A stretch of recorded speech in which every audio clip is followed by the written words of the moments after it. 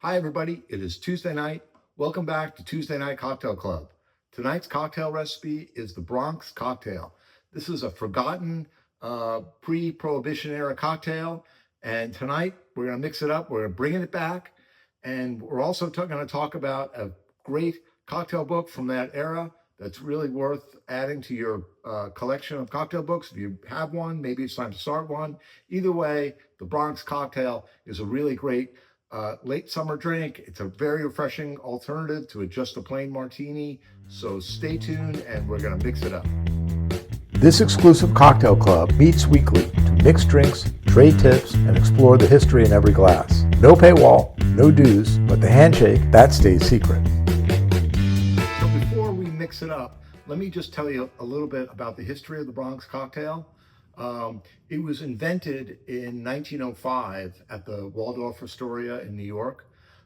Somebody said to the bartenders there, "Hey, make me a wild drink." And they took a perfect martini, gin-based martini. Basically, they added orange juice to it to make it tartar and refreshing and wilder. But it's really interesting for me to think about how popular this drink was at the time in the 10s and 20s and 30s. It was widely popular. In 1934, the Esquire magazine, according to David Wondrich and other sources, said that this cocktail was a top 3 after the Martini in Manhattan in popularity in the US. And in 1914, there was an article in a magazine that David Wondrich quotes, which is that you can order a Bronx cocktail with confidence and get it with prompt familiarity in any part of the civilized world.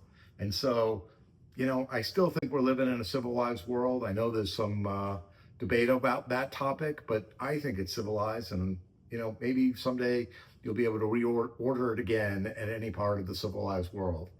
Anyways, just one last point about it, which is the way I rediscovered it was by looking in Hugo Enslin's book, Recipes for Mixed Drinks. This is another one of those classic books. It's a cheapy one you got on Amazon. It was just a few dollars. It's just a paperback. I like this book because rather than being hyper-focused on measurements of milliliters and ounces and quarter ounces and eighth of an ounces, it really focuses on ratios, which is the way I like to really think about cocktails. I think you always have to be open-minded to adjusting cocktails, whatever they are, from the recipe, based on the brand, based on your palate, based on so many other factors. Anyways, but this other thing about the Hugo Enslin's book is that it is one of the last glimpses of classic cocktails just before Prohibition kind of shut everything else down. And so a lot of the recipes were refined at that point. And so it really does give, of the pre-Prohibition era, it really does give a good glimpse into what people were drinking and mixing and that sort of thing. And then, so there you have it. So we're gonna mix it up now. Here we go. So we have it's 2 ounces of the gin. I'm using Tanqueray. I often like to mix with Tanqueray. It's a strong gin. I like that. And then it's a 1/4 ounce of the sweet vermouth and a 1/4 ounce of the dry vermouth, all in there with some ice. And then optional, whether you like the taste, it depends on how orange juicy it is, 1 dash of the bitters. This is orange bitters, Angostura orange bitters, and of course the orange juice.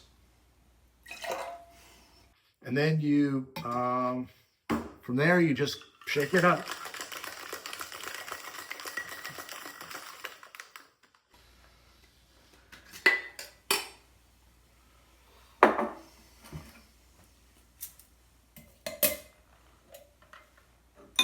And right into that, into the coupe.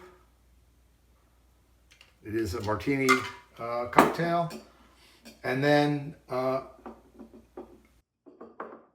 dress it with an orange peel.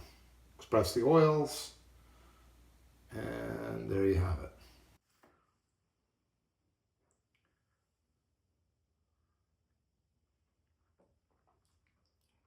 It is definitely a lighter take on a martini.